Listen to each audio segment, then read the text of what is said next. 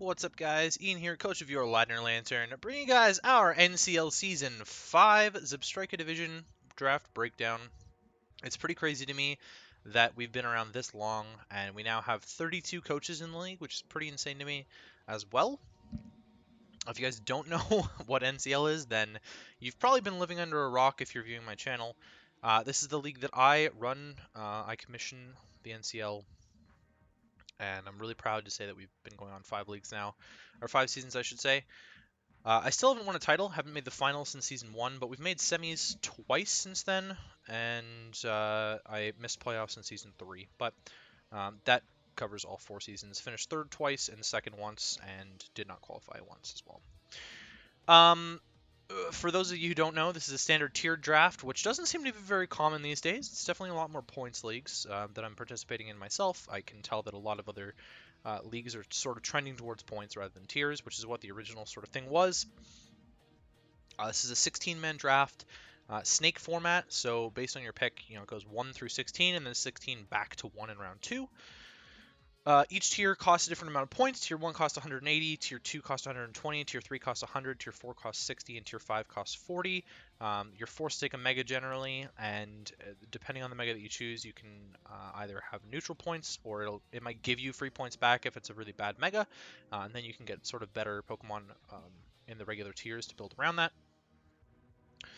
In this case, you were required to have 1 Tier 1, 1 Tier 2, 2 Tier 3, 1 Tier 4, 1 Tier 5, and a Mega, and then you have 400 leftover free points to do with as you wish for your final 4 picks, as well as potentially more points from a Mega choice. I was randomly generated into 16th pick. I've never been back wheel.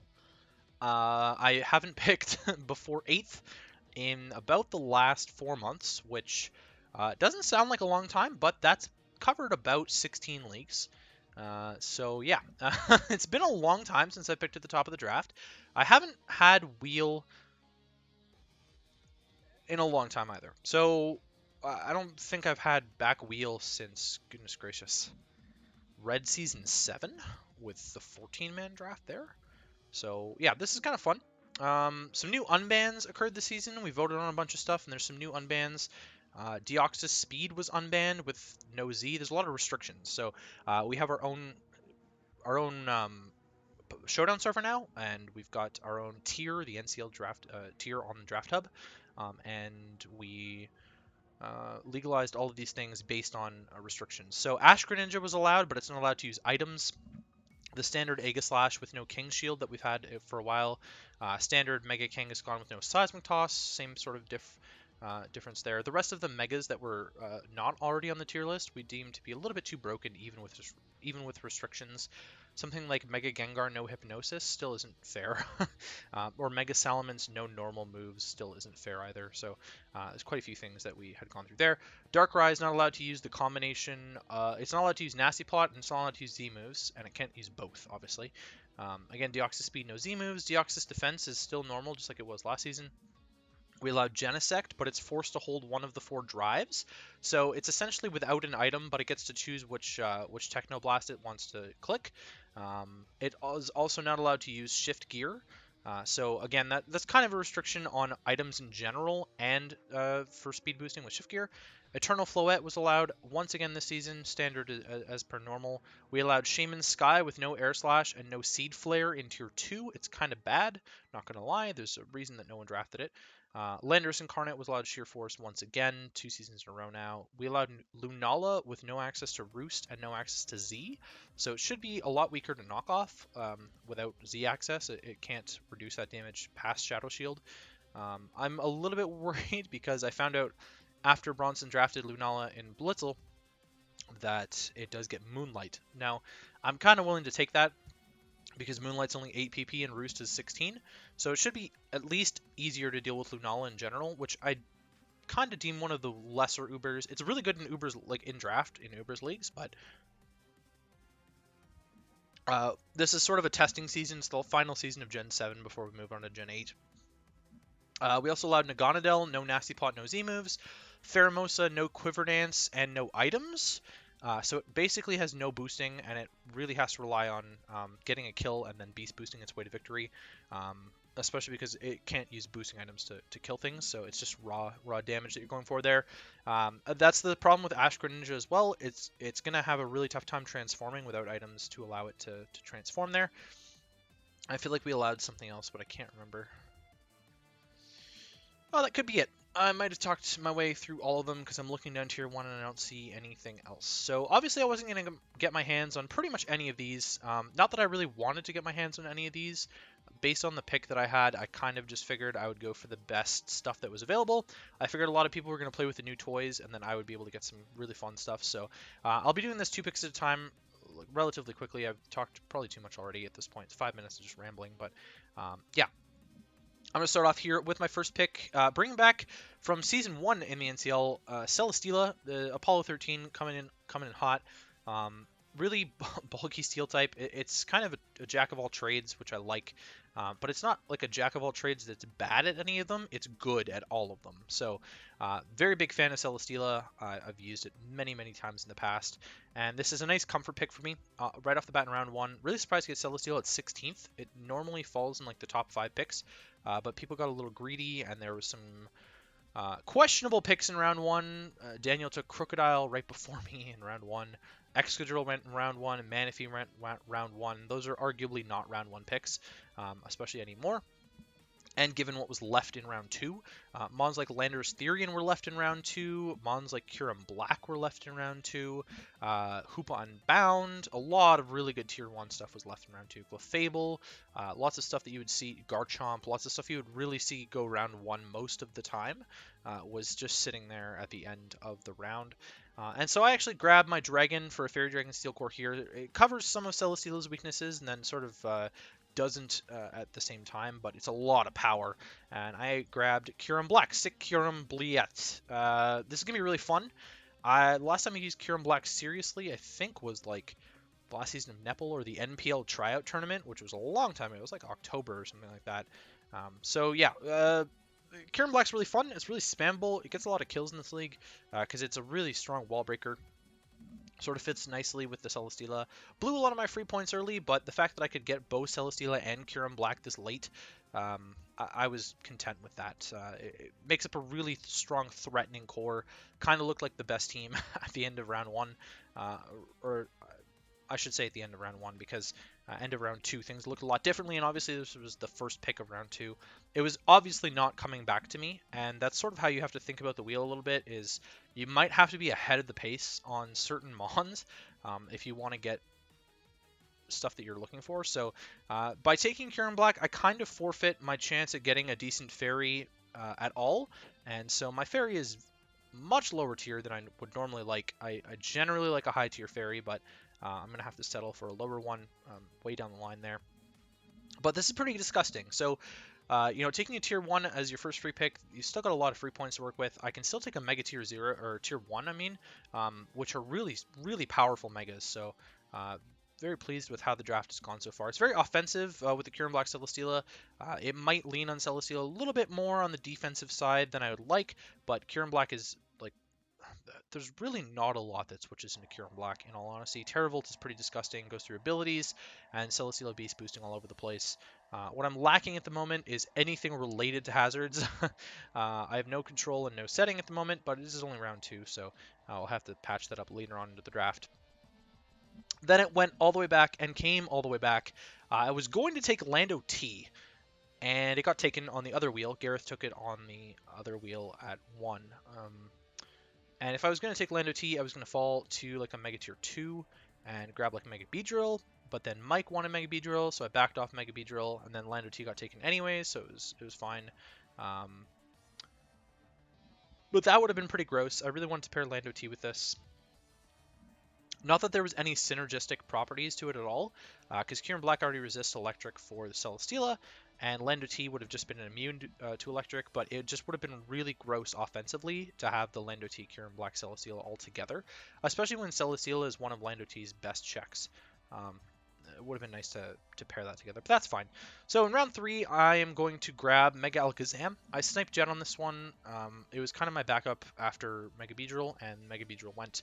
And I was actually also looking at Mega Diancie, a repeat from last season, and Mega Diancie went before me, so I didn't really have a ton of options in what I was looking for at that point. I could have gone for Tier 2 at this point and taken like a Mimikyu or something. Actually, I think Mimikyu went early round 3, so I wouldn't have been able to get Mimikyu. And Necrozma went on the other wheel, and I was looking at getting Necrozma as my Psychic as well. So I kind of bit the bullet and just took Mega Alakazam. I've used it before in Red Season 7. Albus coming in. Mega Alakazam's really strong. It's kind of fitting into the meta. People started realizing how strong Mega Alakazam is now, late into the cycle of Gen 7 here. I was also looking at Zeraora on my first wheel, but Nacho took it round 1. And then we were sort of talking about trades and if he would, give up Zeraora for whatever I would take, and end up deciding that he would just keep Zeraora. So I still haven't tried Zeraora, which is nuts. Like I've played in almost 500 Draft League matches at this point, and I think I've participated in 25 leagues total since Zeraora has been released, and I haven't had the opportunity to draft it in a really long time. So I'm looking to try out Zeraora one of these days. But yeah, Mega Alakazam, really fast Pokemon, sort of makes up for the speed that I was lacking. It's a good special attacker, which sort of complements Kyurem-Black's physical attack. In terms of their level of attacking prowess, they're both really stupid high. So nice nukes on the team already. Trace gives me a bunch of options against weather teams and whatnot. And Trace is actually kind of a really broken ability. Taking really strong abilities and using them for your own is pretty busted in my opinion. The things that Alakazam's weak to, things like Bug, Celesteela covers really well. Dark, I don't really have it covered very well though. So mainly the Bug resist in the Celesteela, but I'll have to patch up a Dark weakness for the Megazam later. And while Megazam sort of covers the fighting weakness that Kyurem-Black has and Celesteela doesn't really cover, it's pretty frail on the physical side. So something to be able to take physical fighting moves later will be fine. But Mega Alakazam is a pretty decent Focus Blast switch in at the very least. Round 4, which was the same wheel, I ended up grabbing Serperior. I figured I wanted something between Kyurem-Black and Mega Alakazam. I wanted some removal as well, because I didn't have any removal or anything to do with hazards at all in my first 3 rounds. So grabbed a Defogger here. I have used Serp in NCL Season 2. I believe that was the last upload league that I had it in, but I also do have this in another league that I may be uploading after this, or at the same time as this, I'm not entirely sure. Serp's base stats sort of let it down a little bit, but the ability Contrary is just so broken that it fits its way into a Tier 2 slot here. So the team's looking pretty solid at this point. Not really much more to say about Serperior. It kind of boosts with Leaf Storm sets and Subseeds and is really annoying for people to handle. And it sort of deters people bringing webs against me, which is also something I was a little bit worried about with Megazam Kyurem-Black. If you can bring webs against me and outspeed my threats, then I'm probably done skis, and Celesteela is not that much of a threat without already having a Beast Boost. So yeah, the kind of a way to deter webs at the very least, because I'll get the speed boost rather than be lowered by the speed. Moving on.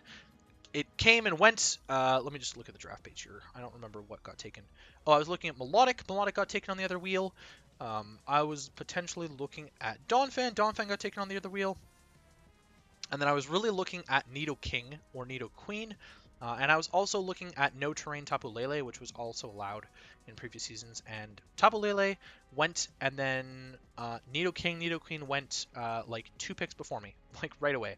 So I was kind of in a panic, and I wasn't sure what to take. I kind of had planned out a water at this point that wasn't Melodic, so I was okay with that. But my ground was sort of up in the air. So that'll be round 6. But round 5, I grabbed my water here, and it is Rotom-Wash. A little bit ridiculous to me that Rotom-Wash is still sitting there in round 5. This is one of the top tier bulky waters in the format. It gives me an electric type that I was previously lacking. Gives me something between the Celesteela and the Kyurem-Black speed tier-wise. I was really, another Defogger. Rotom-Wash is just kind of another jack of all trades that's good at what it does, bar physical attacking. But it's a good Scarfer, so I've got Scarf, Kyurem-Black, Rotom-Wash, and Serperior. They're all really good Scarfers. I've got a couple good bulky Pokemon in the Celesteela, Rotom-Wash, and then Serp can do it just fine as well. I've got some Defoggers, I've got some speed control, I've got a mix of attack, of offenses between physical attack and special attack, although it is definitely leaning towards special offense at this point. I've blown a lot of my free points. I've taken a tier 1 Mega already. I'm set on having a tier 4 and tier 5 as my final free picks here. But moving on to round 6, I'm going to take Piloswine. Now, it's kind of a reach in my opinion. I didn't really need to take Piloswine this early, but I was really scared about all the ground types going right away, especially when both Nidos went back to back. And I really wanted those because my team looks pretty weak to Toxic Spikes, so I wanted a grounded Poison. I wanted a Nido because they could set T-Spikes for themselves and set up rocks, which was really good. There were more special offense. Granted, my team's really specially offensive already. I didn't really want to invest in the other ice type because, like, despite them not sharing the rock weakness between Kyurem-Black and Piloswine, they still share the steel and the fighting weakness. So, like obviously Piloswine and Kyurem-Black aren't weak to fire either. But, well, I should say not obviously, but Piloswine generally runs thick vat, and so it's not weak to fire. I've got Rotom-Wash to patch up the fire for Celesteela and Superior. I'm not looking great on the fire side, but we'll see it come together later. I was a little bit panicky in this round, and this is where I sort of went. I think the draft sort of went a little bit sideways. For me, at least, this wheel was really bad, in my opinion. I was happy to get Rotom-Wash, but Piloswine was kind of a letdown.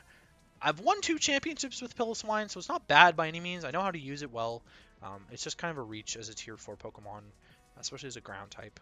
I needed a rocker, though. I needed a rocker by round 6. Like, ridiculous to not have hazards at that point, so I needed something, and we picked up Piloswine. Can't really complain. Then it came and went back all the way around. I didn't really get sniped on any of these. I wasn't really looking at anything that actually went except for Comfy. So, again, I'm still lacking my Fairy type. And then Comfy went, and I was like, come on, really? And then Salazzle went, and I was looking at Salazzle, because there's a fire and a ground of poison, and it sort of fit between Superior and Megalakazam. And I was like, oh my god. Okay, so then it came all the way back. I've lost it on Comfy, I've lost it on Salazzle, and I'm like, all right, I haven't taken any of my tier 3s yet. It's the end of round 7.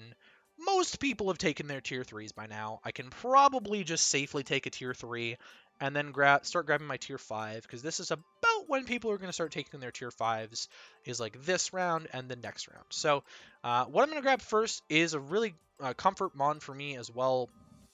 I also used this in I used Rotom-Wash in AABL Season 4. I used Piloswine in UPBA Season 1 and MWPA Season 5 that you would have seen on my YouTube channel. Darmanitan I used in NCL Season 1 as well, and in Wailord. Really, really comfort mon for me. It's a really good fire breaker. Amazing Scarfer. I've got some really good Scarfers on the team here with Rotom-Wash, Serp, Darm, and Kyurem-Black at the moment. It does speed tie with Kyurem-Black, so not great, but it's really good physical threat that I was kind of lacking outside of Kyurem-Black, but most people prep for an Ice Beam set on Kyurem-Black anyways. I just open Z though, so Z Free Shock is pretty free most matchups. Getting some momentum to pair with the Rotom-Wash here was also pretty important to me, getting a U-turner. It's my favorite move in the game. You can punish a lot of people for trying to switch into Darmanitan with mons like Kyurem-Black and Superior pretty well. So I've paired this with Celesteela before, back in Season 1 of NCL.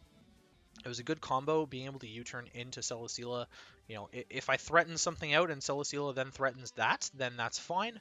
Or, I can use Celesteela as kind of a blanket pivot as well. So I do like the idea of the Darmanitan. I'm a big fan of this Pokemon, and I was happy that it was left up still by round 7, because Entei was actually gone, and Entei was kind of my backup to this. So I kind of had to grab this earlier, sooner rather than later. And then round 8, I dove a little bit further, but I did think that people were going to start taking tier 5s, and I was correct. People did start taking tier 5s. I didn't feel like this was much of a stretch, and it kind of offers a lot to the team that I only realized later. And I actually grabbed Wigglytuff. So my boy Howler, I hit him up for some advice. Go check him out, by the way. Platinum Howler.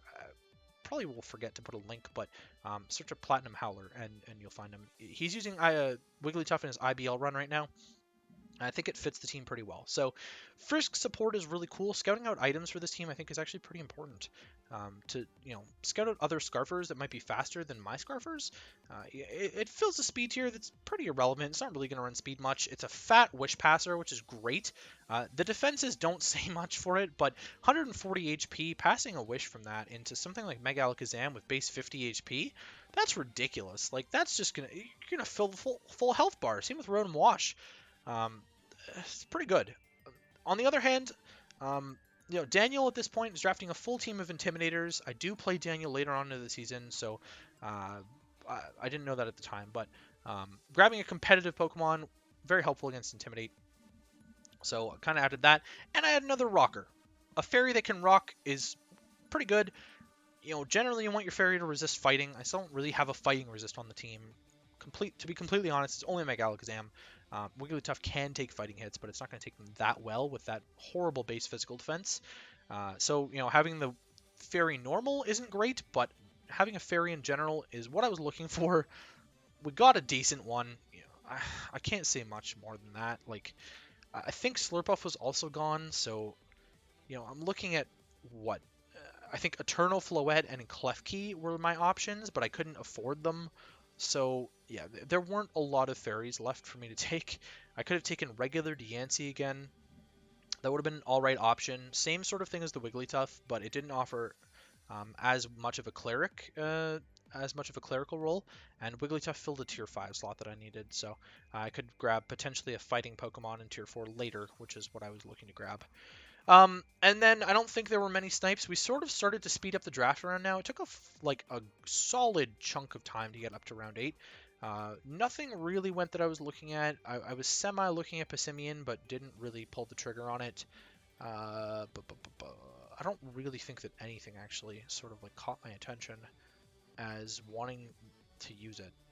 And I was really happy to not get sniped because I still wanted a grounded poison. Obviously, I have a tier 4 slot that I can fill in my free points. The tier 4 grounded poison, really important. I needed a dark resist, and it actually offers T-Spikes as well, so I grabbed Drapion in round 9. My boy Acupressure. Drapion's been performing relatively well for me recently. I've been taking it a lot more. It's a solid pursuit trapper. It's one of the better Megalakazam checks in the game, so taking it away from someone else is super solid. No one actually drafted Weavile, so I'm not really Weavile weak when there's no Weavile out there at all. Very pleased with the Drapion. It's a decent physical attacker as well, which again I'm relatively lacking in. It's kind of just Darmanitan, Drapion, Kyurem-Black every so often, Celesteela every so often. So Piloswine is not really a physical threat, but Drapion offered a lot to the team after the Nidos got sniped, so I was very happy to pick up Drapion. And then on the same wheel, I picked up another really strong physical attacker, and I took my other tier 3 because I thought it might go before, and I had a backup for my last tier 5, but I took Heracross. Now I haven't used Heracross in a while. I used it on Mount Silver a few seasons ago. Excuse me. It's a really good Scarfer. Fits into speed tiers that I don't previously have, considering I have triple base 95. That's a little bit scary, but it's a decent, especially defensive-wise. It's technically a fighting resist, which is useful. It's a better fighting resist than Megalakazam is, that's for sure. It's a really good Scarfer. It's a good status absorber with guts, things of that nature. So, happy to have the Heracross on the team. Nice to have a bug and a fighting type as well. I've got some good ground resists. Not that I'm really ground weak with a Levitator and a Celesteela, but just sort of offers some stuff that I didn't really have patched up with the rest of the team. And then with my final pick, which was the final pick of the draft, and I actually screwed this up on the dock, so let me just fix this really quick while I'm commentating, because I didn't take Gyarados. That was Daniel. I can't afford Gyarados. I ended up grabbing my good pal Golurk. I'm a big fan of Golurk. If you've watched any of my PTL Season 2 run, we made the championship with Golurk. Came second, but it was a really close game. Came down to 1% roll at the end of the game there. And Golurk was just nuts in that season. I think it went like 14-1 in 4 games. Something absolutely ridiculous. It might have been 11-1 in 4 games, but it was just completely ridiculous. I wanted another physical attacker. I want another way to deal with fighting types. So having a ghost type is really effective at that. I do have good dark responses with the Wigglytuff and the Drapion at this point, so I was okay with that. It's another rocker, and it fit sort of a speed tier that I didn't have previously. So sort of rounding up the team here. I have a relative speed gap between Superior and Megalakazam. I don't think it's a super big deal. Mons like Tapu Koko can run like Adamant or Modest against me, but Mons like Megalakazam will still outspeed them anyways. And people that are going to run Scarfers to try and outspeed Megalakazam, I can run a Scarfer like Scarf Superior and then outrun those Scarfers still. Mons like Swellow and Weavile didn't even get drafted, And those are kind of the main things that would just barely be able to run like Adamant or Modest against me, I believe. 357, and I believe they hit something like that. 349 maybe? Can't remember. But I'm not super concerned about the speed gap between Superior and Mega Alakazam. I'm not super concerned about the speed gap on any of my Pokemon. I'm a little bit worried that my only removal options are like Superior Rotom-Wash. They're both reliable. They're both reliable defoggers, I should say. I've got some reliable rockers. Golurk's a good rocker. Uh, Piloswine's a good rocker. And it's Wigglytuff's an okay rocker, and then Drapion is a solid T-Spiker. It's a really good Pursuit Trapper for any Psychic types that want to actually switch into Mega Alakazam. I don't think I'm particularly weak to anything. I think this is a really good balanced team, and it fits a lot of my playstyle. It's mostly comfort. I think the only Pokemon I've never used on this roster is Wigglytuff. And I'm kind of trying to go a little bit hard here to finally get a title in my own league in the final Gen 7 season. It would be really helpful.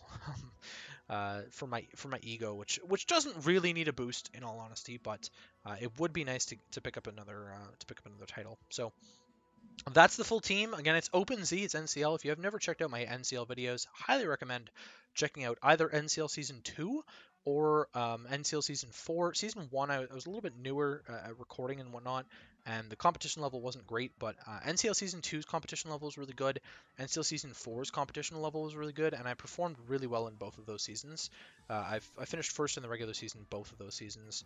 NCL Season 3 is more of a rage fest. I didn't really like that team very much, and I didn't make playoffs because I was stupid and had a conference system where I got knocked out because I was like third in my division or whatever.